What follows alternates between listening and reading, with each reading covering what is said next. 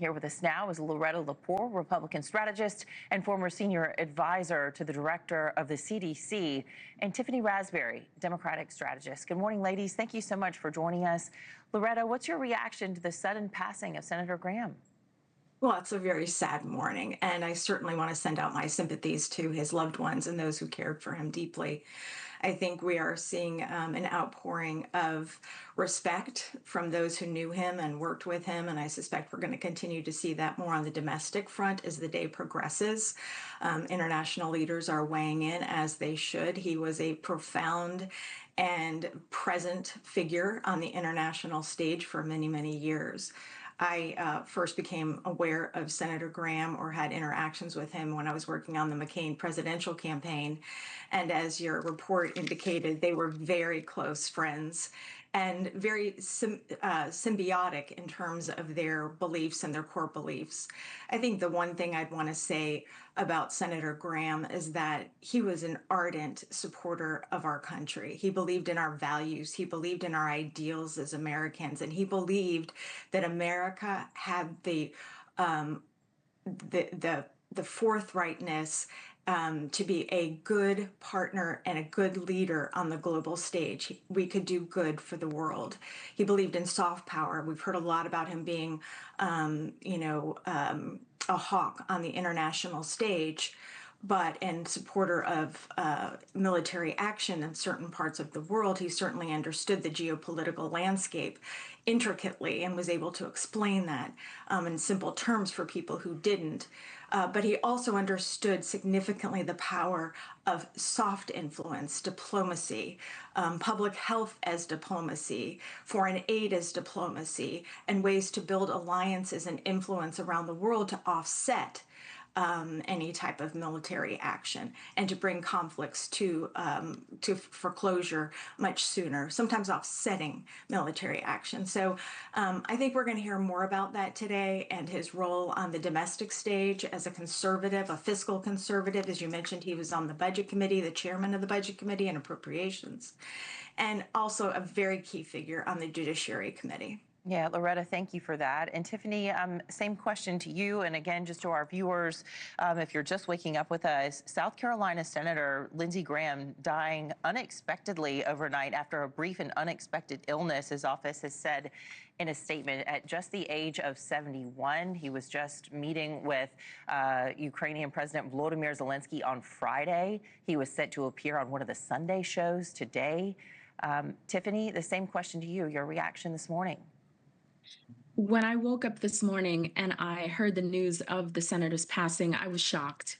I first came to know Senator Graham because my grandmother lived in South Carolina throughout my childhood, and I worked on Capitol Hill during the time that he served in the U.S. House. My prayers are with his family, his loved ones, and his staff. I can only imagine how shocked they are to hear this news.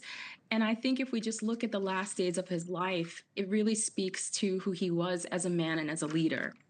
He was meeting with the president of Ukraine, discussing one of the most important issues of our time right now. He was traveling the world, and he was so dedicated to the people of the United States. No matter what side of the aisle you're on this morning, you have to admit that America lost someone who had dedicated his life to this country, first in the uniformed services and then in the Congress. And Loretta, talk about just how big of a loss this is for our relationships internationally. Senator Lindsey Graham, he could pick up the phone and call world leaders. He often did. Whether you agree with his politics or you don't, you think about these relationships. They have to be fostered. They have to be cultivated over time. It's just something that he did. And you can see, this was his passion. He thoroughly enjoyed this. He was always on the move. Loretta, can you share a little bit more in that direction? Right. I think more in recent years, obviously, his relationship with President Trump played a big part in his international dealings with world leaders, with President Zelensky, with Prime Minister Netanyahu, in the most recent and current conflicts facing us. And he has been very proficient as playing a role of translator in many respects.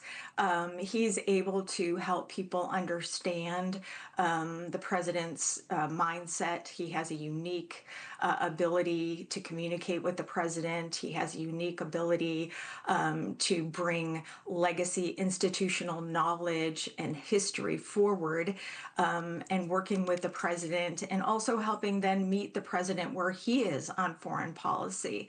And I think, part of that may go back to the fact that he's a Southern politician, and, there's a long history with Southern politicians before him.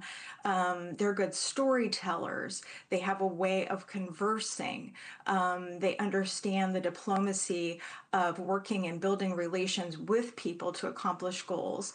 And I will say about Senator Graham is that he was not averse. He understood the value of bipartisanship. And so, working with his Senate colleagues and prior his House colleagues, to get things done for America and for the safety and security of America. And people around the world knew that about him. So when they were speaking with him, they were speaking with somebody who had enormous knowledge and depth of knowledge, experience and conviction about America's position in the world. And they felt like they were dealing also with a friend. All right, Loretta Lepore, Republican strategist, and Tiffany Raspberry, thank you so much for joining us today to weigh in on the breaking news today. Again, Senator of South Carolina Lindsey Graham dead at the age of 71.